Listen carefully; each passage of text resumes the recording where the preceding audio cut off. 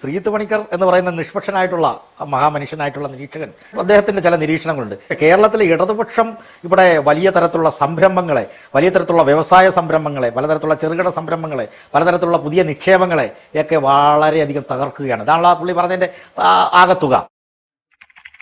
പക്ഷെ വസ്തുത എന്താണ്? കഴിഞ്ഞ 10 വർഷത്തിനുള്ളിൽ ഇതൊക്കെയാണ് എനിക്ക് ചിരി വരുന്നെന്ന് പറഞ്ഞത്. ഇത് വസ്തുത വെച്ചിട്ട് സംസാരിക്കണം. ഒരു മാറ്റവും. ആന്തൂർ സാജൻ വസ്തുതയാണ്. ഒന്നാമത്തെ വസ്തുത ആന്തൂർ സാജൻ. 2 സുഗതൻ. നമുക്ക് സംസാരിക്കാം. ആന്തൂർ സാജന്റെ ഭാര്യയുമായി ബന്ധപ്പെട്ട് അധിക്ഷേപിച്ചുകൊണ്ട് പത്രത്തിൽ വാർത്ത അടിച്ച ആൾക്കാരാണ് നിങ്ങൾ. അതൊക്കെ നമ്മൾ കേട്ടതാണ്. ശശിയെ എന്നാണ് ഈ പറയുന്നത്? ഞാൻ അദ്ദേഹം നേരത്തെ പറഞ്ഞ കാര്യങ്ങൾക്കാണ് മറുപടി പറയുന്നത്. ഇപ്പം പറഞ്ഞ എന്താണെന്നുള്ളത് എനിക്ക് കേട്ടില്ല. ഒരു ഇരപ്പ് മാത്രമേ സാങ്കേതികമായ വിഷയമാണ്. അപ്പം ഈ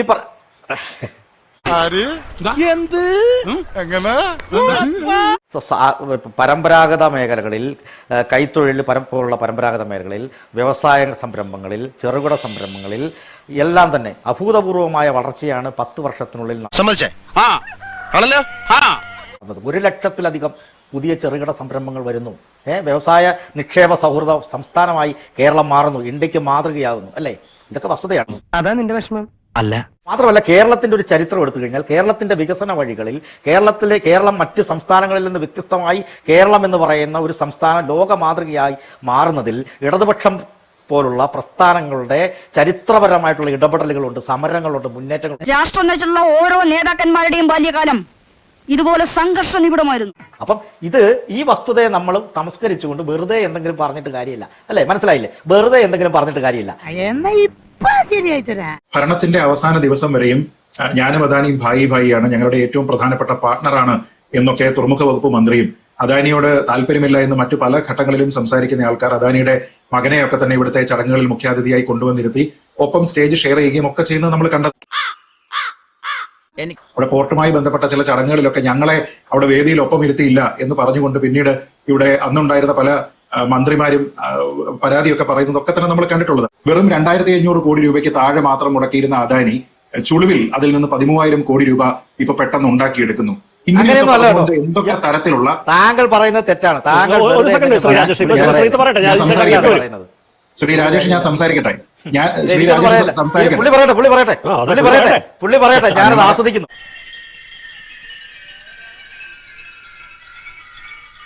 എനിക്കിത് എന്തിന്റെ കേടായിരുന്നു. ഞാൻ പറയുകയാണല്ലോ, പ്രേക്ഷകർക്ക് കൂടി ആസ്വദിക്കാനുള്ള സമയം കൊടുക്കൂ, ഇടപെടാതെ. അതായത് ഞാൻ സംസാരിച്ചുകൊണ്ടിരിക്കുകയാണല്ലോ. നോക്കൂ, ഇവിടുത്തെ ഫണ്ടമെന്റൽ ആയിട്ടുള്ള ആ പ്രശ്നം ഞാൻ ഈ പറഞ്ഞിരിക്കുന്നത് നിങ്ങളെ പോലുള്ള ആൾക്കാരെ പറ്റി തന്നെയാണ് ശ്രീ രാജേഷ്. അതായത് ഇവിടെ ഏതെങ്കിലും തരത്തിലുള്ള ഒരു സംരംഭമോ ഇൻവെസ്റ്റ്മെന്റോ വരുന്ന സമയത്ത് പൊടി പിടിച്ചുകൊണ്ട് ഇവിടെ ഗതി പിടിക്കരുത് എന്ന് ചിന്തിക്കുന്ന കുറേയധികം ആൾക്കാർ ഈ സമൂഹത്തിലുണ്ട്. അത്തരത്തിലുള്ള ആൾക്കാരെ കണ്ട് ആസ്വദിച്ച് ചിരിച്ച് കൈയടിച്ചിരിക്കുകയാണ് ഇവിടെയുള്ള ആൾക്കാരെന്നാണ് നിങ്ങൾ കരുതുന്നത്. അങ്ങനെയല്ല. ഈ നാട്ടിൽ ഇവിടെ പറ്റുന്ന രീതിയിലത്തേക്കുള്ള കൺഡ്യൂസീവ് ആയിട്ടുള്ള ഇൻവെസ്റ്റ്മെന്റ് വരണം എന്ന താല്പര്യമുള്ള ആൾക്കാരാണ് ഇവിടെ ഉള്ളത്. അതുകൊണ്ട് സത്യം എന്താണ് എന്ന് അറിയാനുള്ള അവകാശം ജനങ്ങൾക്കുണ്ട്. സത്യത്തിൽ ശ്രീ രാജേഷ് ചെറുപ്പാട് ഇവിടെ പറഞ്ഞിരിക്കുന്ന ആരോപണങ്ങൾക്ക് മറുപടി പറയേണ്ടത് ഞാനല്ല, കോൺഗ്രസുകാരല്ല, ഇവിടെയുള്ള മാധ്യമങ്ങളല്ല, CPM-ന്റെ കേന്ദ്ര കമ്മിറ്റി അംഗങ്ങൾ തന്നെയാണ്, നിങ്ങളുടെ കൊളീഗ്സ് തന്നെയാണ്. ശ്രീ രാജേഷ് ഇവിടെ പറയുന്നത് കേട്ടിട്ട് പ്രേക്ഷകർ സത്യത്തിൽ ചിരിച്ചുകൊണ്ട് ഇവിടെ ഇരിക്കും. കാരണം ഇതിന് മറുപടി പറയേണ്ടത് ഈ പാനലിൽ ഇരിക്കുന്ന മറ്റുള്ള ആൾക്കാരല്ല. നിങ്ങളുടെ നേതാക്കന്മാരായിട്ടുള്ള EP ജയരാജനാണ്, നിങ്ങളുടെ നേതാക്കളായിട്ടുള്ള PK ശ്രീമതിയും KK ശൈലജയും അടക്കമുള്ള ആൾക്കാരാണ്. നിങ്ങളിപ്പോ ദിവ്യ എസ് അയ്യരെ കുറിച്ച് പറഞ്ഞു. എന്നിട്ട് പറഞ്ഞ എന്താ? മെറിറ്റിന്റെ അടിസ്ഥാനത്തിലുള്ള നിയമനം. അവരുടെ ഭർത്താവ് കോൺഗ്രസിന്റെ ഉന്നത നേതാവായിട്ടും അതൊന്നും പരിഗണിക്കാതെ മെറിറ്റിന്റെ അടിസ്ഥാനത്തിൽ അവർക്ക് മികച്ച രീതിയിലേക്ക് അവർ പ്രവർത്തിച്ചു എന്നതിന്റെ അടിസ്ഥാനത്തിൽ അവർക്കൊരു സ്ഥാനം കൊടുത്തു എന്ന് പറഞ്ഞു. എന്നിട്ട് ഇപ്പൊ അവർ അദാനിയെ വിറപ്പിച്ചു എന്ന് പറഞ്ഞുകൊണ്ടാണ് സോഷ്യൽ മീഡിയയിൽ ഈ സൈബർ CPM ഹാൻഡിലുകളൊക്കെ തന്നെ ഈ കഥ കൊണ്ടുപോകുന്നത്. ഈ 15 കോടി രൂപയുടെ പിഴ.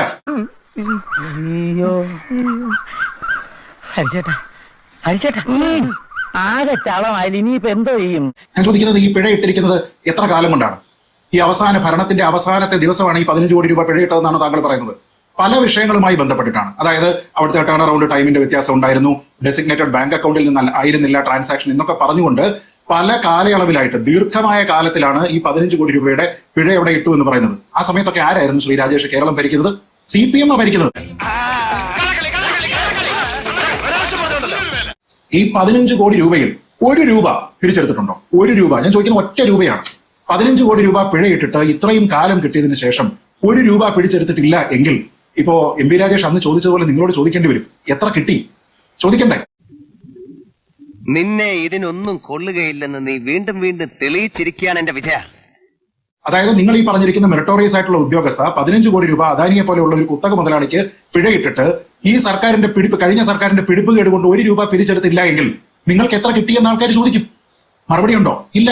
നിങ്ങൾ അതിനെപ്പറ്റി എങ്ങനെ ന്യായീകരിക്കാൻ ശ്രമിച്ചാലും ഇവിടെ ആൾക്കാർ ചിരിക്കും, നിങ്ങളെ നോക്കി ചിരിക്കും.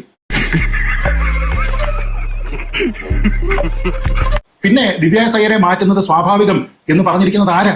ഞങ്ങളല്ല, ഇവിടെയുള്ള ആൾക്കാരല്ല, ഭരണത്തിലിരുന്ന ആൾക്കാരല്ല, അല്ലെങ്കിൽ ഈ മറ്റേ മാധ്യമ സ്ഥാപനങ്ങളല്ല. ഈ പറഞ്ഞിരിക്കുന്നതൊക്കെ തന്നെ അവരെ സ്വാഭാവികമായിട്ടുള്ള നടപടിയാണ് ഒരു സർക്കാർ മാറുമ്പോൾ ഉദ്യോഗസ്ഥരെ മാറ്റുന്നത് എന്ന് പറഞ്ഞ് നിങ്ങളുടെ കേന്ദ്ര കമ്മിറ്റി അംഗങ്ങളാണെന്നേ. അത് ഉത്തരം പറ. അത് പറങ്ങട്. നീ ഇപ്പൊ ചോദിച്ചതേ ഒരു ആദ്യം ഊള ആൻസറാ എന്ന് പറഞ്ഞു കഴിഞ്ഞാൽ ശ്രീ രാജേഷ് ചിറപ്പാട് ഇവിടെ വന്നിരുന്നിട്ട് CPM ബഹിഷ്കരിച്ചിരിക്കുന്ന ഒരു ചർച്ചയിൽ വന്നിട്ട് എത്ര തലകുത്തി നിന്ന് ന്യായീകരിച്ചാലും നിങ്ങളുടെ സംസ്ഥാന കമ്മിറ്റി അംഗങ്ങൾ പറഞ്ഞിരിക്കുന്ന അഭിപ്രായത്തിന് അപ്പുറത്തേക്കാവില്ല. അതുകൊണ്ടാണ് ഞാൻ പറഞ്ഞത്, ഈ പ്രധാനപ്പെട്ട നേതാക്കന്മാരടക്കം സൈബർ ഇടത്തിലുള്ള അവരുടെ പോരാളി ഷാജിമാരടക്കം പ്രചരിപ്പിക്കുന്ന നുണകൾ എന്തൊക്കെയാണ്. ഇപ്പൊ നമ്മൾ എന്തെല്ലാം കണ്ടു. ഈ റോഡ് പോലും അവിടെ ഉണ്ടാക്കേണ്ടത് അദാനിയുടെ ഉത്തരവാദിത്തം മാത്രമായിരുന്നു എന്ന് പറയുന്നത് സർക്കാരിന്റെ ഉത്തരവാദിത്വം. സത്യത്തിൽ ഈ 15 കോടി രൂപയുടെ ഫൈനിനെ പറ്റി നിങ്ങൾ പറയുമ്പോൾ കോൺട്രാക്ച്വൽ ആയിട്ടുള്ള എല്ലാ ഒബ്ലിഗേഷനും സമയബന്ധിതമായിട്ട് കഴിഞ്ഞ പിണറായി സർക്കാർ ഈ അദാനി പോർട്ടുമായി ബന്ധപ്പെട്ട് പൂർത്തീകരിച്ചിട്ടുണ്ടോ? ഈ കാര്യത്തിൽ എന്റെ മനസ്സലി ഞാനൊരു മനുഷ്യനല്ലേ അല്ലടാ അല്ലടാ. അതുമായി ബന്ധപ്പെട്ട് വേണമെങ്കിൽ സൂചി ചെയ്യാനായിട്ട് ഈ കോൺട്രാക്ച്വൽ ഒബ്ലിഗേഷൻ നോക്കിക്കഴിഞ്ഞാൽ അദാനിക്ക് പറ്റും. ഞാൻ പറഞ്ഞ അതവർ ചെയ്യാതിരിക്കുന്നത് അവർക്ക് നല്ല രാഷ്ട്രീയ ബന്ധവുമായിട്ട് അവിടെ ബിസിനസ്സുമായിട്ട് പോകണം എന്നുള്ളത് കൊണ്ടാണ്. അങ്ങനെയുള്ള കാര്യം എടുത്തതിന് ശേഷമാണ് ആൾക്കാർ ഇത് ചെയ്യുന്നത്. എന്നിട്ട് നിങ്ങൾ എന്തൊക്കെയാ പറയുക? ഈ വിദേശത്തു നിന്ന് ഒരു കമ്പനി ഇവിടെ വന്നു കഴിഞ്ഞാൽ ഉടനെ തന്നെ അതിന്റെ ഭാവിയെ ബാധിക്കും. ഞാൻ പറഞ്ഞല്ലോ മത്തായി പാവാ സാറേ. ഇവിടെ സർക്കാരിനെ സംബന്ധിച്ചിടത്തോളം ഇപ്പോഴുള്ള കോൺട്രാക്ട് അതിപ്പോ പല തരത്തിലുള്ള അഭിപ്രായം ആൾക്കാർക്കുണ്ടാവും. ഇത് സംസ്ഥാന സർക്കാരിന് ലാഭം റിയലൈസ് ചെയ്യുന്നത് ഏത് സമയം മുതലാണ് തുടങ്ങിയ പല കാര്യങ്ങളിലൊക്കെ ആൾക്കാർക്ക് അഭിപ്രായ വ്യത്യാസം ഉണ്ടാകും. ഒരുപക്ഷെ ഇതിനെ ഒരു നല്ല റൈറ്റ് ഓപ്പർച്യൂൺ മൊമെന്റ് ആയിട്ട് കണ്ടുകൊണ്ട് വീണ്ടും അദാനിയോട് നെഗോഷിയേറ്റ് ചെയ്യണം എന്നൊക്കെ പറയുന്ന ആൾക്കാരുണ്ട്. പക്ഷെ എന്തൊക്കെയായാലും ഇവിടെ കൂടുതലായിട്ട് ഇൻവെസ്റ്റ്മെന്റ് വന്നു കഴിഞ്ഞാൽ, ഇവിടത്തേക്ക് കൂടുതൽ ഷിപ്പ് വന്നു കഴിഞ്ഞാൽ, കൂടുതൽ കണ്ടെയ്നർ വന്നു കഴിഞ്ഞാൽ ഇവിടെ ആർക്കാ ഗുണം ഉണ്ടാകാൻ പോകുന്നത്? അപ്പൊ നിങ്ങൾ ഭരണത്തിലിരിക്കുന്ന സമയത്ത് ഒരു നയം സ്വീകരിക്കുക, ഭരണം കഴിഞ്ഞതിന് ശേഷം പിറ്റേ ദിവസം മുതൽ വേറൊരു നയം സ്വീകരിക്കുക എന്ന് പറഞ്ഞു കഴിഞ്ഞാൽ അത് ഇരട്ടത്താപ്പാണ്. ശ്രീ രാജേഷ് നേരത്തെ സൂചിപ്പിച്ച ആ വാക്ക് വീണ്ടും ആവർത്തിക്കുകയാണ്. അദാനി നമ്മുടെ പാർട്ട്ണറാണ് എന്ന് പറഞ്ഞുകൊണ്ടിരുന്നിരുന്ന ആൾക്കാർ ഒരൊറ്റ ദിവസത്തെ ഭരണം മാറുന്ന സമയത്തേക്ക് ഇത് മുഴുവൻ അഴിമതിയാണ്, ഇത് മുഴുവൻ അപ്പഴി തട്ടിപ്പാണ് എന്ന് പറഞ്ഞു കഴിഞ്ഞാൽ അവിടെയാണ് പ്രസക്തമാകുന്നത്. എങ്കിൽ ഈ അഴിച്ചിരിക്കുന്ന ഫൈനിൽ എത്ര അടപ്പിച്ചു? ഇല്ല. അവിടെയാണ് പ്രശ്നം. പഠിച്ച കള്ളനാവൻ. ഞാൻ പറയുന്നത് ഇങ്ങനെ ഞാൻ നേരത്തെ സൂചിപ്പിച്ചതുപോലെ ഗതിപിടിക്കാത്ത ഒരു സംസ്ഥാനമാണ് ഇൻവെസ്റ്റ്മെന്റിന്റെ കാര്യത്തിൽ കേരളം എന്നുള്ള പ്രതീതി ഉണ്ടാക്കാനായിട്ട് മത്സരിക്കുന്നത് നിങ്ങൾ അവസാനിപ്പിക്കുക. എന്നിട്ട് ഇവിടെ ഇൻവെസ്റ്റ്മെന്റ് വരട്ടെ എന്ന് ചിന്തിക്കുക. എന്ത് കാരണത്താലായാലും, രാഷ്ട്രീയ കാരണത്താലായാലും ഉൾപാർട്ടി അഭിപ്രായ വ്യത്യാസത്തിന്റെ അടിസ്ഥാനത്തിലാണെങ്കിലും ഇന്ന് CPM-ലെ 3 പ്രധാനപ്പെട്ട നേതാക്കൾ പറഞ്ഞിരിക്കുന്ന അഭിപ്രായം CPM-ന്റെ കൺവെൻഷണൽ ആയിട്ടുള്ള ഇൻവെസ്റ്റ്മെന്റിനോടുള്ള സമീപനത്തിന് വിരുദ്ധമാണ്. അത് ഇന്നത്തെ കാലത്തെ ആൾക്കാർക്ക് സ്വീകാര്യമായിട്ടുള്ള കാര്യമാണ്. ഇവിടെ ആൾക്കാർക്ക് തൊഴിലവസരങ്ങൾ ഉണ്ടാകട്ടെ. തൊഴിലവസരങ്ങൾ ഉണ്ടാകുന്നവരാണല്ലോ ഈ തൊഴിലാളി പാർട്ടിക്ക് കൂടുതൽ അവസരം ഉണ്ടാകുന്നത്. നിങ്ങൾ അതെങ്കിലും ചിന്തിക്കുക. ഇതൊക്കെ ശമ്പളം വാങ്ങി തിന്നല്ലോ. അതല്ലാതെ ഈ ഇവിടുത്തെ അദാനി എന്ന് പറയുന്ന മുതലാളി മാത്രമല്ലല്ലോ പൈസ ഉണ്ടാക്കിക്കൊണ്ട് പോകുന്നത്. അതുകൊണ്ട് ദയവ് ചെയ്ത് ഇവിടേക്ക് വരുന്ന നല്ല സംരംഭങ്ങളെ നിരുത്സാഹപ്പെടുത്താനായിട്ട് നിങ്ങൾ ശ്രമിക്കരുത് എന്നുള്ളത് മാത്രമാണ് ശ്രീ രാജേഷിനോടും അതുവഴി ഇവിടെയുള്ള ഈ പദ്ധതികളെ എതിർക്കുന്ന ആൾക്കാരോടുമുള്ള ഈ നാട്ടിലെ ഒരാൾ, തിരുവനന്തപുരത്ത് താമസിക്കുന്ന ഒരാൾ, കേരളം നന്നാവണമെന്ന് ആഗ്രഹിക്കുന്ന ഒരാൾ എന്ന രീതിയിലത്തേക്കുള്ള അഭ്യർത്ഥന.